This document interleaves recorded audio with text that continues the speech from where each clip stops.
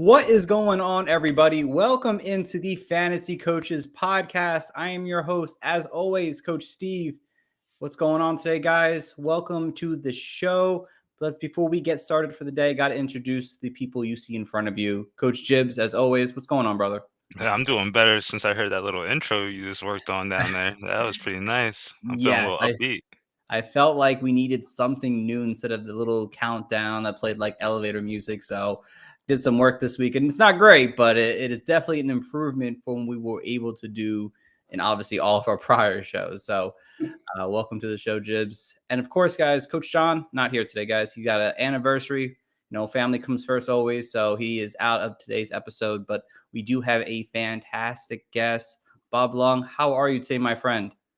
Doing great. I truly enjoyed that intro. Could you make one for my podcast? Because I use that. If you want, sure. Yeah. I'm into the intro basis, so I'm getting used to it. Little side hustle right mine's that boring countdown too, and it sucks. But yeah, I have no talent, so we'll have to talk after the show. But thanks for having me. I think we did this last year, if I'm not mistaken, right?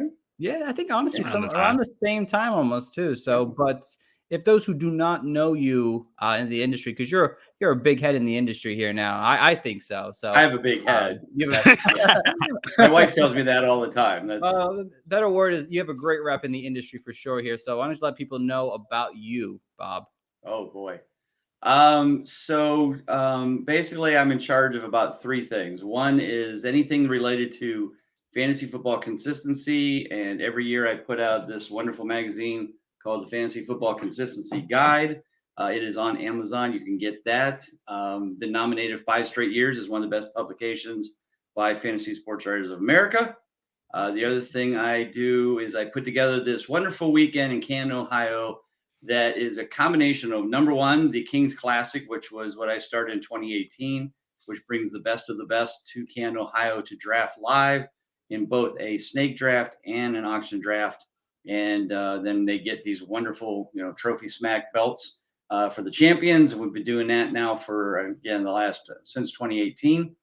We did online for 2020, but we've been live every other time. So that'll be Saturday, August 13th. But that weekend is called Fantasy Football Expo Weekend. And that's what we really want to talk about a lot. And that is coming up this August 12th, 13th, and 14th. That's right. We've expanded it another day. We now start Friday. We've got a poker tournament, which is already sold out, but we have a big party downtown Saturday or Friday night. We got a big party in the new dome field, practice field that they're building behind the Hall of Fame. We will be in there for a big party. We'll be playing. We're having a flag football tournament, and we're also having a quarterback skills challenge, which we have not announced either one of those yet. Online for signups, but we're going to do that right on the field. And then everybody else is going to kind of party around that. But and we're also playing in a cornhole tournament. We're having a cornhole tournament Friday night at that party. And we have 10 slots left for that. So every kind of competition that has nothing to do with fantasy except for the football part will be going on. And then, of course, Sunday is the big Expo day. We have 50 booths. Only 3 are left to be sold. We have every site, every big name you can think of will be there. John Hansen is coming in this year from Fantasy Points. Jeff Manns from Guru Elite, who have not booth. Neither one have been there in the past, will be there this year. Howard Bender, Dave Richards, Bob Harris, Andy Behrens, Mike Clay, Brad Evans, you name them. They're all going to be there and hanging out with all of us all weekend long. So it's going to be a great time. Lots of panel discussions. We're expanding that dramatically this year. Anything that you play in, Devi, IDP, Best Ball, DFS, sports betting, redraft strategies, dynasty strategies, you name it. We have actually going to have a whole medical panel made up of the fantasy doctors. They're going to try to get Dr. Chow to come in to speak. And so we'll have some of the best medical fantasy doctors there to also talk about all the injuries that have happened and maybe have happened between now and then. And talk about their when they feel those people will be coming back to help you with your draft strategy. So that's my 3 things. That's all I do. Yeah, that's awesome. Believe me, if we didn't have a friend's wedding that exact same weekend, me and Jibbs would be in that cornhole tournament 100%. But if you guys we'll do it next year, I promise. Yeah, exactly. We'll be there for sure. But those who are listening, if you want to go, I would highly recommend it. I've heard a lot of great things about it over the last few years now. So definitely worth a checkout for sure. So no PowerPoint today, guys, because I didn't have time to make my PowerPoint this week. So you're just gonna see our lovely faces for today's episode here. So like I said, if you see on the bottom of our screen, or if you're listening on later on, we're doing last chance fantasy players who are basically on our last nerve to really show up and produce the high level fantasy points we think they could possibly do. So before we do get into that, I do have some news. We have some things to talk about, and there's basically just two big things. One thing is the Desean Watson news. If you guys obviously haven't been following that over the last God knows how long, but obviously recently there's some bigger news. You know, you saw that he had 2 extra cases that were put on against him, and then recently, I think it was today or yesterday, that he had settled 20 of the 24 now. At this point, guys, is there any hope that Desean Watson actually does play this season? Ooh, well, I live in Northeast Ohio, and I'm a Browns fan. So let me tell you, I was excited when we signed him, and not as excited now. My personal thought is this: it really, and I'm not a lawyer, so I guess that's where it really comes down: is what is the NFL going to look at this situation and make a decision on? You know, we have no actual cases against him. There was no video. There's nothing. It's all hearsay. Yes, there are a lot of people. Yes, they all cashed in. Is it legit? Is it right? Is it wrong? Did he do it? I don't know. I'm going to assume yes. And I'll tell you why. Because I drive Hall of Fame weekend, and I see all of the, what do they call it? We'll call them escorts who hang around that town only 1 weekend a year. I've seen these young ladies hit on guys 70 years old because he's the dad of a football player. God. And I've seen other stuff that we won't even talk about. So are these guys in these situations all the time as NFL players with lots of money? And yeah. And if they can get away with something here, then they get away with something there. And then next thing you know, it becomes a problem. And, you know, I've talked to some of these players, and, you know, again, a lot of these players played before cell phones. So they got away with a lot of stuff. And they've said, we've got away with a lot of stuff that they wouldn't have been able to do today. So based on all of that, does he deserve a full year? I don't know. Will he get at least 8 games? I think so. Could they go hard on him and do a full year? Yeah, I mean, the Browns only paid him $1 million in the first year because they kind of figured that could happen. But it's been so iffy, you know, like the 2 people that they remember, there was 2 new ones, 25 and 26. Do you notice they disappeared? You know, did you notice now they settled 20 of 24? Well, what happened to 25 and 26? So there's just so much uneasiness. Again, not defending Desean Watson anyway, but on the other side of that world of the money grabbers and the, you know, coming out and this, that, and the other, it's just been so wishy-washy that I don't know how it's going to come down. I'm hoping for 8 games. Could be a year. If it's a year, it's a year. You know, he's still 25 years old. You know, he hasn't played for 2 years, so you might as well say he's going to be at age 24 playing age because he's missed 2 years. And that's where I'm at. It's not a great answer, but it's just kind of I'm not sure what to expect because you just don't know. It's your honest opinion. So yeah. Anything you want to mention there? Do they hand out like 12-game suspensions? Like that's what I'll take my bet on. But like to me, like if there's smoke, there's fire, man. And like you got 20, 24, 26 ladies saying something, and like I heard something like on one of the NFL talk shows, and they're basically like, hey, like NFL rushed and like gave judgment on half these like domestic abuse cases, and they got it wrong every time. Ray Rice would have given 2 games, and boom, give them the whole year. So they're probably going to take their time, due diligence. We've been hearing about this for over almost a year plus now, and like they still haven't gotten to a decision yet. So like I think they're going to get it right. I think it's probably going to be a year. I don't think he's playing this year. Yeah, I mean, at this point, guys, like in terms of your redraft seasons that are coming up, I would just avoid him at all costs. If you're drafting in July, which some people do for some reason, I would just avoid them. And in Dynasty, you're kind of screwed at this point. If you held on to this long, you might as well hold on to him for another year, because eventually, whatever which way it goes, he's going to play in the NFL again. It just seems that way to all these players. Whatever they do and don't do, they're going to play again in the NFL. And Watson is a talented player outside of everything, so you're just going to end up holding on. So that's that, unfortunately. But in more celebrative news, Rob Gronkowski has retired once again from the NFL. Second time now and over the last. Sure, yes, yeah. Sure. So I'm assuming, Bob, you don't believe he's completely done yet. Here's what's going to happen, in my opinion, and I think it's pretty close to reality. If the Bucs are dominating the NFC, looking like they could take a deep run into the playoffs, it would not surprise me that Gronk starts playing in December-ish.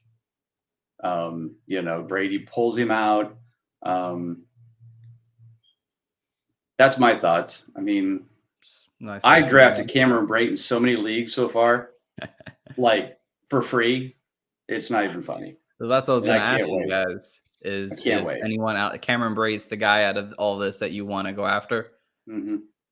Yeah, I mean, if you remember 4 years ago, or 5 years, I don't remember how. Let's say 5 years ago, when Cameron Brate was there before OJ Howard and before Gronk, Cameron Brate was like top 10 that year in fantasy points and consistency. And that was 5 years ago, and again, he hasn't played much because OJ Howard or Gronk's been in front of him. So he's still a very good player. He will be trusted by Brady. I think he'll do very well. He's definitely a nice backup tight end to have, and he could end up being your tight end one, starting up more than often than not, depending on who else you have. Yeah, I agree to that, and especially with Chris Godwin coming back a little bit slow from the injury last year, there's going to be opportunities. No Antonio Brown, so you got basically Mike Evans, and I doubt like Brady's going to want to lean on the running back. So like the tight ends are always going to be using that offense. We've seen Gronk catch billions of touchdowns. Like that's a tight end being schemed up to be there. So Cameron Brate's going to be that guy. Like I agree with Bob. Just sign me up.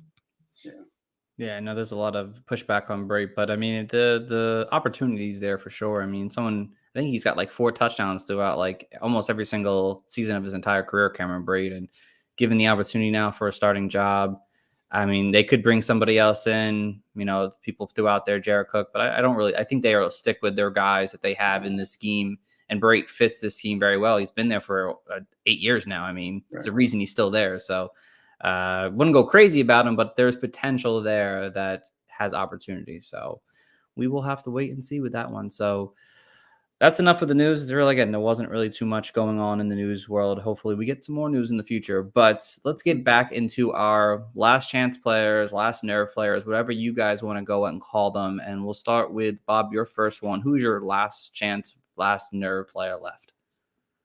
Well, he actually was probably more last year than this year, but one of the guys that has been on my nerve for a few years now has been Evan Ingram. Just, he had that one half a year that he was like 7 of 8 in clutch games and was like 88% consistent, then got hurt. And I thought, okay, he'll come back and be strong and be just as, put up the same numbers. He hasn't done anything since. I mean, he was so bad that they let him go with the Giants, and he goes now to Jacksonville, where I think most people go to die outside of Cleveland. And so I just done with him. I wouldn't draft him if he was the only tight end. If it was an all Evan league, I still wouldn't draft him.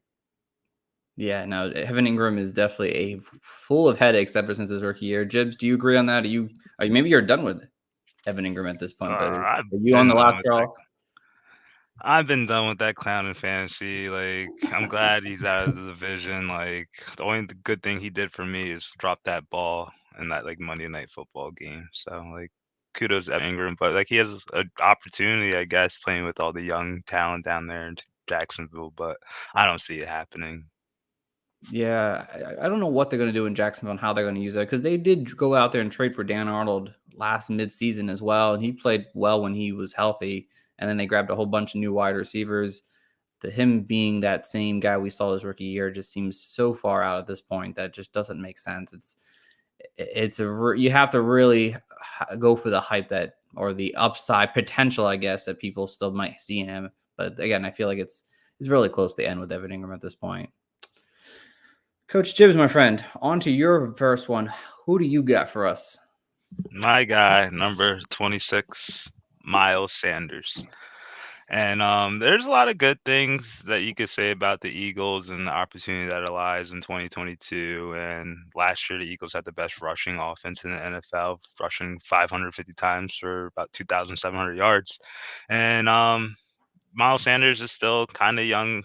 He's the lead back for the Eagles. He's pretty much on a prove-it year with his contract coming up soon, and he hasn't really done much like the last 2 years that makes you want to pay him. So like I think that kind of will light some fire into him. But like there's a lot of bad with the situation too, because Miles Sanders basically missed 4 games the last 2 years. We're playing an extra game in fantasy nowadays. So like opportunities king especially when you talk about running back. So like that's kind of knock on him. But like for me, like Miles Sanders historically, he's a 5 yards per carry rusher. And the Eagles are just kind of burning that talent away. They're just giving him less and less touches. Like he went from 229 total touches in his rookie year to 192 to 163 last year. I know he played 12 games the last 2 years, but still, like it's just shifting to a committee. And I know he's going to be probably the top dog in the committee, and they're going to run a lot of times. But like it's just not looking good for him. So like I have hope because I'm an Eagles fan, and like I think like the rushing ability from like all 3 of the backs, including Jalen Hurts, could be like crazy. But like Miles Sanders, and you got to like put it all together this year. Otherwise, like it's going to be a rough couple off seasons for you. Yeah, that will still be the case for sure. I love you went with your own hometown player there. Bob, how do you feel about Miles Sanders? Are you optimistic, or are you on your last straw with him? I mean, he's never been on any straw for me. So I've never drafted because he would frustrate me. Yeah, that's why. I mean, I look at the numbers last year, and like you said, they had some big games at the end of the year when they started running the ball more, but he was still 46 in total points and only 25% consistency. I mean, that ranked him 57th amongst all running backs. So I've never had. I mean, I thought this kid, there was so much hype when he came out, in the first year, second year, you're like, okay, well, kid's got potential. Never drafted him because I just kept waiting for him to prove to me and the world that he could be a reliable, consistent back, and just never gotten to that point.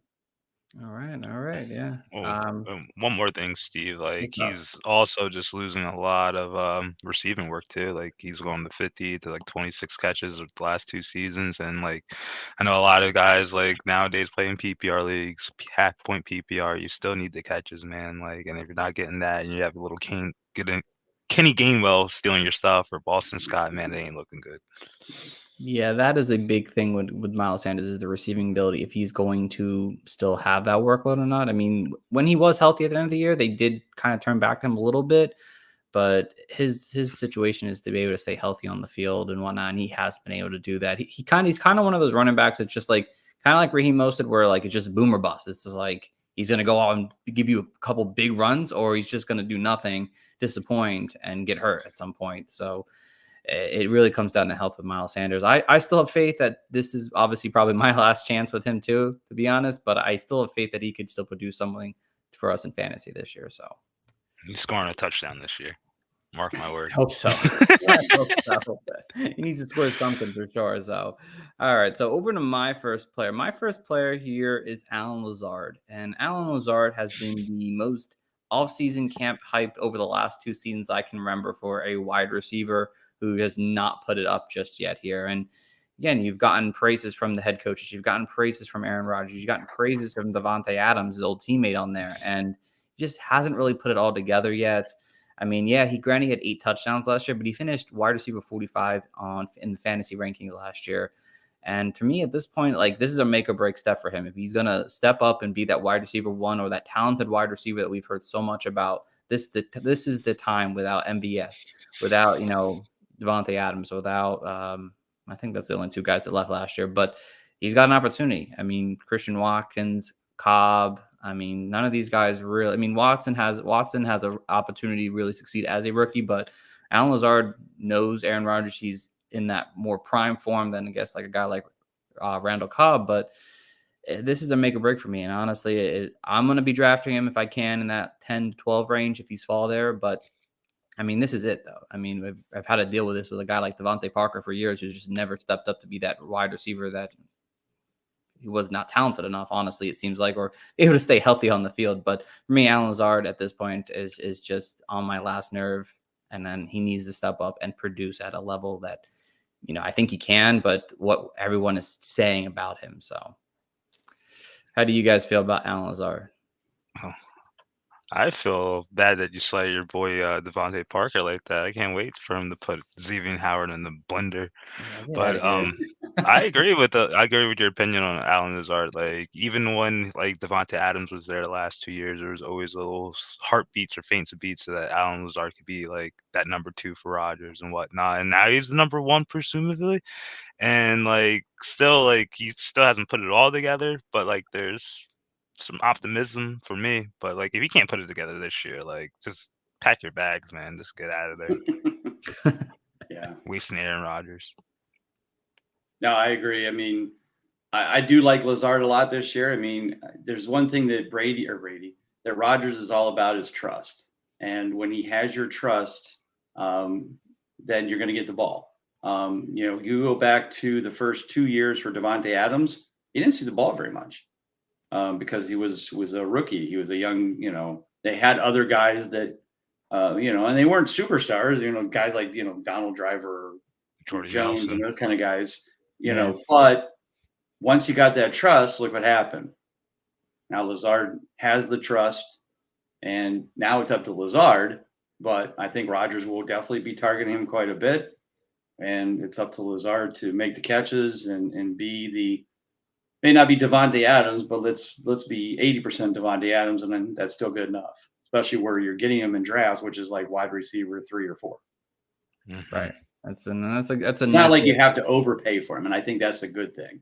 That's a great thing. That's why I still have hope because of his value. If he would have gone like round 8, I'd be like, I'm just done. Sign me I'm up. not going after that. Honestly, Yeah, I don't have enough faith in that. But in that 10 to 12 range, the faith is still there. But it's coming to the end where I would want to draft him after this year if he doesn't put up those numbers that we think he can. Now being the presumed, like Jim said, wide receiver 1. So, all right, Bob, back over to you, my friend. Who is your number 2 last guy? I'm going to go with Cortland Sutton. I know what his problems have been in the past. It's been his running, it's been the passing game. It's been the quarterback. But even be that as it may, I think what's more amazing to me this year is that for the last 2 to 3 years, when he's been for the Broncos on the Broncos team and had garbage for quarterbacks, he was always ranked in the top 20 ADP. Like there was so much hype for this kid. And I'd go and draft him, think, oh yeah, no, this is it. He'll go out there and put up good numbers, and didn't. And part of it was the quarterback. Part of it was the fact that they had really good running backs too, so that didn't hurt. But this year you've got Russell Wilson. The funny thing is Cortland Sutton's ADP is actually worse than it was the last couple of years with actual Russell Wilson in place. If you kind of compare those wide receivers of Judy and Sutton against Metcalf and Lockett, to me, Sutton is the Metcalf and Lockett and Judy are very similar. Lockett always got a lot of points, but was very inconsistent. Metcalf got just as many points, but always had much better consistency because he's more of a possession, bigger body receiver. I see that in Cortland Sutton this year. I think he'll be consistent. I'm feeling it this year, and I'm actually drafting him in quite a few drafts so far, and I think he can do it. But boy, if he can't do it, he can't get it done with Russell Wilson, we got a problem. This is true. Jibs, how do you feel about that? I completely agree. Short and simple. Yeah. But yeah, because well, Sutton has like some bad like hands dealt to him the last couple of years and whatnot, and like he actually was able to put on some kind of a decent year last year in the middle of all that crisis at the quarterback position. But like Bob's player and like my player that I'm about to like talk about, it's the same situation. You got an elite quarterback. Like obviously, there's gonna be some time for them to gel together, and they're obviously learning a new offensive system. So like even if he doesn't start off the season that good, like it's a piece I would like to hold on to or probably even trade later on in the season because I could see that come to fruition and he could be like the Lockett Metcalf or however you want to put it. He's could be a baller for Wilson in the deep threat. Yeah, that's a nice way to put it, Jibs. Honestly, I think Judy and Cortland Sutton for me are both that kind of last nerve player because they both have shown potential over the last 2 seasons here. Now you have the quarterback that they've been complaining about the last few seasons now, and if either one of them can't put up the numbers that we think their talent level is, I feel like it's just never going to really happen for them. So these two wide receivers, and especially Cortland Sutton too, are in that make or break season right now. So. And then also add in the fact that the AFC West is just going to be a offensive juggernaut every time these two teams play. Can't wait for any of these teams play each other. So it's not going to be 13-10 football games. I hope not. 35-31. 35-31 would be halftime. I am thrilled. I am thrilled for these 4 o'clock games here. Yeah. It's going to keep me awake because I usually take my afternoon naps at 4 o'clock. So, all right, Jebs, who is your number 2 player you got left? Juju Smith-Schuster. I thought about picking him too. Yeah, the guy, like Steve, you know me, like I've always been a big fan of Juju, not his TikToks. Like I thought he was an absolute superstar after that 2018 campaign where he had 1,400 yards and he was a number 9 wide receiver in PPR leagues. Everything was looking bright. And then he got hurt. Deontay Johnson emerged. You got Chase Claypool, Ben's kind of like falling apart, and like all that, it's all good for him. And now he has a nice Ferrari as a quarterback, and Patrick Mahomes, the best in the league. But the only thing that I'm nervous about with him is like I don't know. Like I know it's Kelsey. Kelsey's the main squeeze around there. He's gonna get all the targets, and then everyone's gonna come after him. But like, is it gonna be Juju that's gonna be the 1A? Is it gonna be Valdes-Scantling? Are they gonna like let Hardman come along? Like Sky Moore is still a factor as well. So like I don't think it's like a concrete or a slam dunk that Juju's gonna have like a killer season. But goddamn, if you have Patrick Mahomes throwing to you, you're playing in that AFC West. This guy's throwing 5,000 passing yards per year. Kelsey's getting 1,500 of them.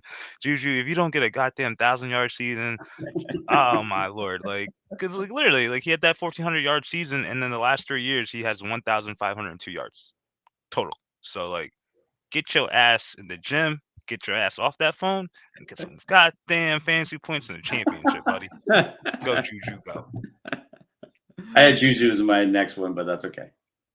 We'll talk about Juju there, Bob. For now, you agree with? No, I like you said, he was on my list for sure. Yeah, I love Juju. I used to always draft him when him and AB were playing together, and after AB left, I thought, yeah, like you said, here we go. This kid's got this great future. And then last year he puts up, he plays only 5 games and was just pathetic. And this is his time to shine. I mean, and if he can't, like you said, if you can't shine with Patrick Mahomes, I mean, you got a problem. So yeah, it's time. And again, good thing like Lazard, he's going pretty cheap, based on his namesake. I mean, you can get him as your wide receiver 4, and if he breaks out and puts up wide receiver 2 numbers, because it does get into a nice, sync with Mahomes, then you got a heck of a bargain. So yeah, I was actually right there with you guys. I scribbled a bunch of different names down who I might want to choose from, and Juju was on that list as well. I felt like we really haven't seen that Juju from his sophomore year, really. And you're in the high power offense. You have Patrick Mahomes. Like, you're on a 1-year deal. Like, if you don't do well, like, who's going to take you on, really? Like, where is the upside of your game at that point? Are you just a slot wide receiver that's going to get a couple yards here and there? Are you going to get those short yardages and hope for the best? So yeah, I'm with you guys too. I'm not probably going to draft a ton of Juju Smith-Schuster. I guess I'm a little bit more on the negative side of things, but yeah, this is kind of the last straw if he falls in the right spot. So, all right. So with my last player here is Jameis Winston, guys, and Jameis Winston has the keys once again. Back-to-back seasons now in New Orleans without Drew Brees there, and it seems like the narrative with Jameis Winston is that he throws for a ton of yards and will just air the ball out. It's all I hear about Jameis Winston. He's going to air the ball. He's going to air the ball out. It's going to be great for those the skilled fantasy players. And like he's got a great core around him. If Michael Thomas can play, he's got Jarvis Landry there now. He's got Chris Olave they traded up for. They have Alvin Kamara, of course. You have the, I guess, somewhat decent Adam Trotman. Not that great, but has athletic ability to his game to go downfield. But at this point, I think this, for me, is kind of the last straw in terms of Jameis Winston. I mean, he's going to be 32, probably 33, I think, if I'm not mistaken. And if he doesn't put up the great fantasy numbers or just NFL numbers this year, the Saints might look a different direction because they're always consistently in trying to win now kind of mode here. And Jameis Winston's got off to a hot start last year. It was a little overrated because of that one Green Bay game there, personally. But, he has that potential to throw the ball deep. And make big plays with his arm there, and he's got the core around him to do so. So for me, he gives me that optimistic vibe that if I could go quarterback late in my redrafts this year and take him with my last pick or last few rounds, that I could possibly do that still. And I think it could pay off, but if it doesn't, and I'm like I said, it's a thin line right now that he might just never, ever succeed in fantasy or in the NFL after this year. How do you guys feel about Jameis? No, I'm not touching him. No, sorry. No, okay. I mean, hey. I actually have a little love for Jameis. Again, super flex, I have no problem being my number 2, maybe even a 3. I think he can put up the numbers. But let me add in a player that you mentioned, and we'll just put them together for last nerve. For God's sakes, Michael Thomas, either play or don't play. Play or don't play. I don't care. Just stop. Just either get on the damn field or retire. Stop with this crap. I'm done with it. Yeah, he needs to get going, and it's been 2 years. It's ridiculous how it's like, dude, you had an ankle problem. There's guys that blow out their ACLs and their Achilles. I mean, I've torn both of my Achilles and I've blown out my ACL. I was back walking and running on a field within a year, and I'm nowhere near the shape Michael Thomas is. Yeah. Come on. Okay, I didn't run as fast as him, but still. Well, he's probably just being a big baby. That's maybe he doesn't like Jameis. I don't know. I was like, no Michael. No, I honestly think the Saints drafted Olave because he was from Ohio State, and if maybe that would pull him back on the field. We'll see. I don't know. Hopefully, it doesn't taint him. Yeah. I don't know. Both are really, really on the last straw for sure. Bob, did you have another one you wanted to mention there? Actually, it was Michael Thomas. I just threw it in there because you said it was your last. So I was like, I had it marked. I was like, it was either Juju or him, and I'm like, but when you started talking about James, I'm like, I got to just say, Michael Thomas, you got to get on the field. We are so tired of your crap. He is definitely a good one here. I'll throw a couple more out there, and see if you guys agree with me. A couple other ones I did write down was DJ Shark for the Detroit Lions. I mean, it's obviously been 3 years now since he's had his breakout 2019 season where he went off with Gardner Minshew now. And now, remember, the Lions, I don't really see the optimistic that he's ever going to get back to that form that he showed in only really 1 year with the Lions, because obviously of Jared Goff's, ability to throw the ball deep. And even if they can go out there and re-sign him and they bring a rookie in, you don't know who they're bringing in and how well he's going to adapt to that offense as quickly as, you would want him to. And then another one real quick is Mike Gesicki. I went with my own player too there, Jibs. He's been good at stretches. There's points where Mike Gesicki is like in a dominant top 3 tight end. And he was at one point a top 3 tight end the first 9 weeks of the season. But then there's stretches of his game there that he goes basically non-existent and loses on red zone opportunities to Adam Shaheem, Durham Smythe. These backup tight ends that just don't have any place about being there on the field, unlike Mike Gesicki and his extremely talented, person. And I mean, you have the wide receivers now there. The chances of him having over 100 targets seem really unlikely, but can he make the most efficiency with his targets? That's kind of, for me, the big thing with him. That's what's going to be said. And if you're going to be able to get him in that probably 10 round 10 range there as your tight end one, this is kind of a make or break because he is on your franchise tag. I don't know how you guys feel about either one of these players. Yeah, Gaskin would definitely be on my list. In fact, I was just looking at the tight end list, and the first guy I saw was Gaskin. I'm like, oh yeah, that's one. No question. In fact, then basically all tight ends except for about 4 of them, right? Yeah. Yeah. This is true. And maybe even those, because how many people drafted Kelsey last year in the first round, and then Mark Andrews scores more points and is more consistent than him. So they're all just a hot mess. I am very low on a guy like George Kittle in a general sense. There, I don't believe the hype that he had that one season where he just dominated. I think he can be a dominant player, but he can't stay healthy. Like if you look at his points per game and his consistency when he plays, he's outstanding. But I just can't stay on the field because he's like Chris Carson. He always wants to run the guy over instead of getting out of bounds. That's great, and I'm glad you're a tough guy. But guess what? You're not playing. You're not on the field, and you're not helping my team. So stop it. That's a great way to put it, to be honest. He's just that physical beast that, like, right. That's cool. I'm glad you're a badass, but it's not helping us in fantasy. No, it's not helping us. Jibs, do you have anyone you wanted to mention before we go to our last topic of the night? I was Michael Thomas, but like I really can't really think of anyone else under like the microscope. Can I throw one more out? Yeah, absolutely. The entire Cleveland Browns. It's been 59 years. They still haven't got a championship. For God's sakes, I'm not going to live that much longer. Do something right. I don't care what it is. Just do something right. I hope so. They are. I wouldn't be excited with Jacoby Brissett as my QB all season. We had him last year. Yeah, I got one now. He's got one. The Dolphins running backs. That's what I'm very go. nervous about. Don't know what's going to be going on in there.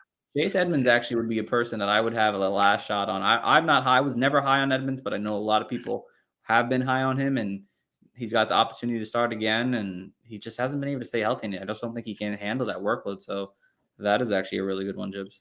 And Mostert and all. I'll tell you what, the guy that they picked up, though, in the offseason after all of that is the guy that you should grab late in the rounds, and that's Sony Michelle. Right. I've been telling people that from the get-go. I drafted him in round 16 in my FSGA draft last week in Detroit. Oh, my God.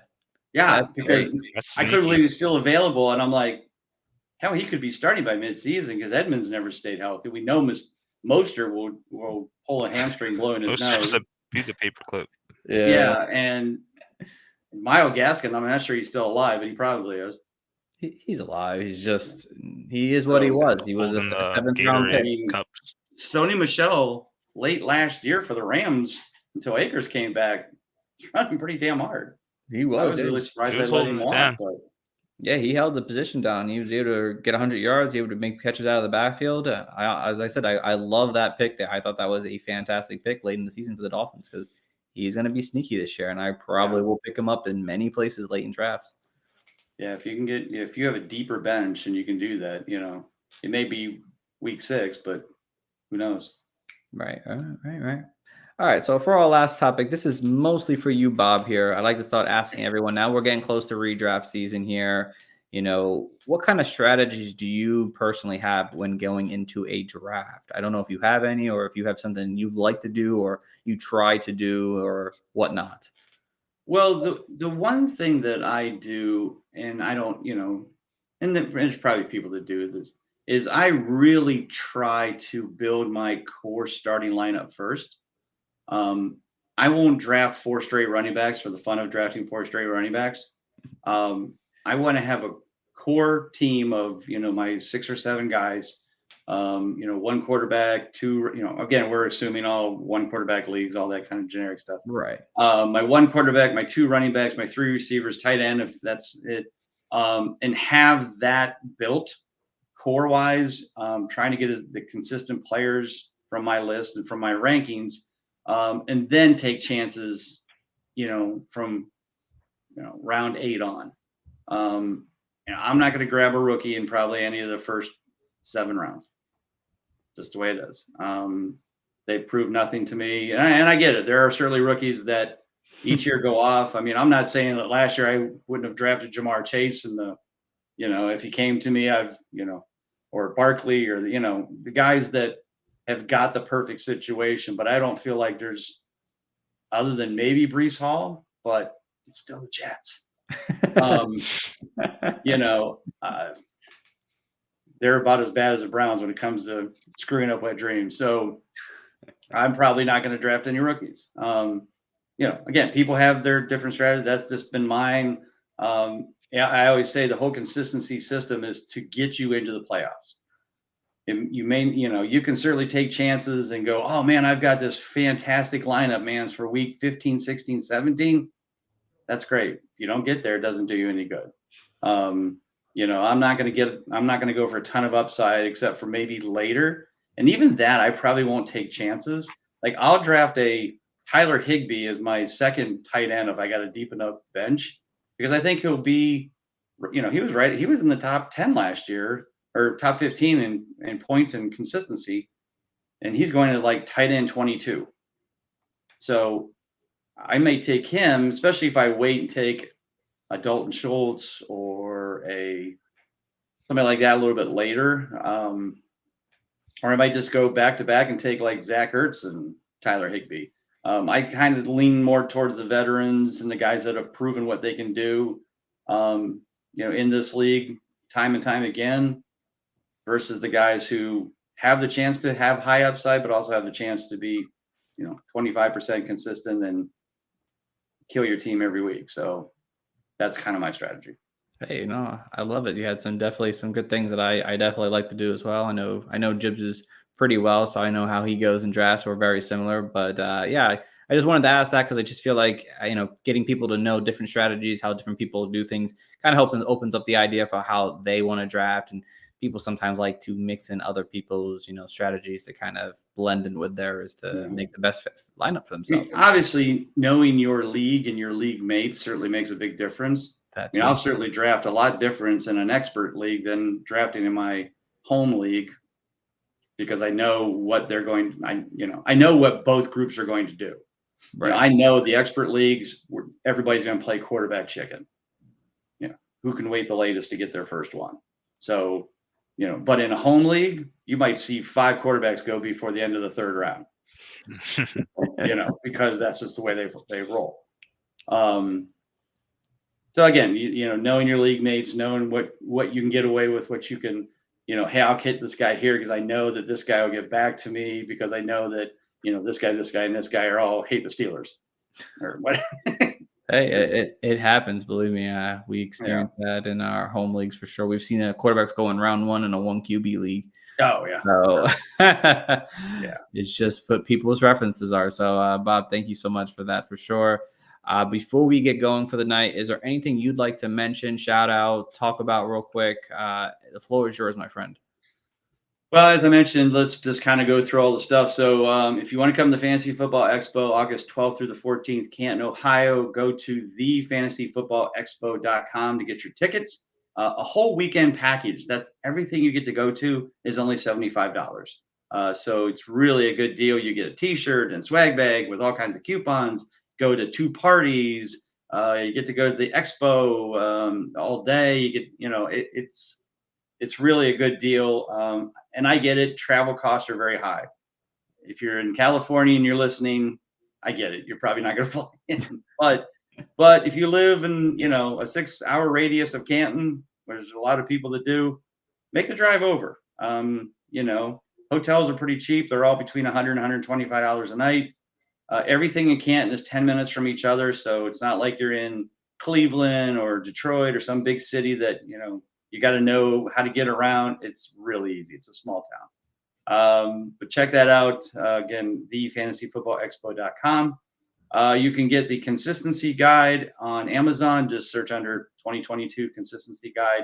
That will pop up. Check that out. And then you can come and subscribe to the website, Big Guy Fantasy Sports. Yes. Where we have even more tools for consistency, for your draft prep and for during the season. We got some new ones this year, some historical consistency data, so you can drop down, pick a player, and you can see how consistent they are in the various games, like home versus away, good defense, bad defense, that kind of stuff. And it can be very helpful for DFS, for picking between starters. So that information is all there at Big Guy Fantasy Sports. And if you buy the book and you use the coupon code in the book, it's only $10 for the season. So again, pretty inexpensive there. And then last, of course, just check everything out. And you can always hit me up on Twitter at Bob_Lung, and you can follow the Expo at the FF Expo. There's no .com. But again, guys, thank you so much for having me. Really appreciate me being a part of your show. Absolutely, Bob. We love having you as a guest. You were obviously always fun to have on, for sure. Thanks. And of course, guys, if you were listening, hopefully, obviously check out the Expo for sure. I've heard a lot of great things about it, and the consistency guide, we got it last year, and it was really helpful for us, just learning about different things there for sure. And definitely going to get it again this year. So definitely want to check that out for sure. And Coach Gibbs, any last words, my friend? Consistency counts, man. Like Steve said, like the book was very helpful. Like I went on to win a couple championships, but I was in plenty of championship rounds. So like that book definitely started the slate, and you just gotta keep building after that, guys. So just definitely give Bob a follow, get that magazine, guys. Like I'm telling you, it works wonders. Thanks, appreciate it. Absolutely. So as we get going here, as always, guys, please go check out our website at www.thefantasycoaches.com. We have our staff articles popping out weekly. We have 3 shows going on now: us, the fantasy coaches, the dynasty coaches. I have my short segment podcast that's going on now. So go check it out. We also have a bunch of cool, fun stats that I've been putting up on the website throughout the off season here now. And we'll be back next week with a new episode. Coach John will be back, and you can always check that out, finding us on Twitter at Coaches Fantasy, when that update will come with our next episode. So we thank you guys for listening. Tune in until next time, guys, and have a great one.